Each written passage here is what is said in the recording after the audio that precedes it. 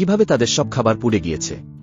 তখন এলিসা চিঠিতে বলে, তোমরা চিন্তা করিও না, আমি তোমাদের জন্য আবার খাবার পাঠিয়ে দেব। এরপর এলিসা যখন ফোনে খাবারের অর্ডার দিতেছিল তখন সে টিভিতে সেলাই মেশিন দেখে। এরপর সে চিন্তা করে যে আমি যদি তাদের জন্য সেলাই মেশিন পাঠিয়ে দিই আর কিছু কাপড় পাঠিয়ে দিই, তাহলে তারা তাদের জন্য গরম কাপড় তৈরি করে নিতে পারবে। এরপর দেখা যায় লিসা কিছু কাপড় আর মেশিন কিনতে যায়। এরপর আমরা প্রাচীনকালের দৃশ্য দেখি, যেখানে এলিসা অনেক খাবারদাবারের জিনিস এবং মেশিন পাঠিয়ে দিয়েছিল। এরপর রাজকুমার বলে, আমাদের রাজ্যে ঘোষণা করে দাও, যারা এখানে সারাদিন কাজ করবে তারা কাজের বিনিময়ে খাবার পাবে।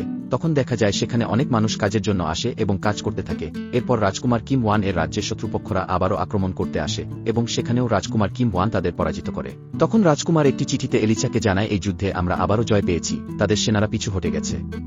ঠিক তখন এলিসার ফোনে কল আসে। তার বছ বলে, তুমি আমাকে একবার জিজ্ঞেস করেছিলে রাজকুমার কিম ওয়ান এর মৃত্যু কিভাবে হয়েছিল। আমি তোমাকে যেটা বলেছিলাম সেটা ভুল ছিল। এলিসা অবাক হয়ে জিজ্ঞেস করে, তাহলে সত্যিটা কি? তখন তার বছ বলে, রাজপরিবারের ভেতরে এক অচেনা ব্যক্তি ঢুকে পড়েছিল, যে নিজের পরিচয় গোপন করেছিল।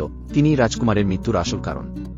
তখন আমরা প্রাচীনকালে দেখি ডাক্তার জেনিকে এক ব্যক্তি অজ্ঞান করে দিয়ে তার পোশাক পরে ডাক্তার জেনি এর ছদ্মবেশে সেখান থেকে চলে যায়। এরপর সেই ছদ্মবেশী রাজকুমারের খাবারে বিষ মিশিয়ে নিয়ে আসে।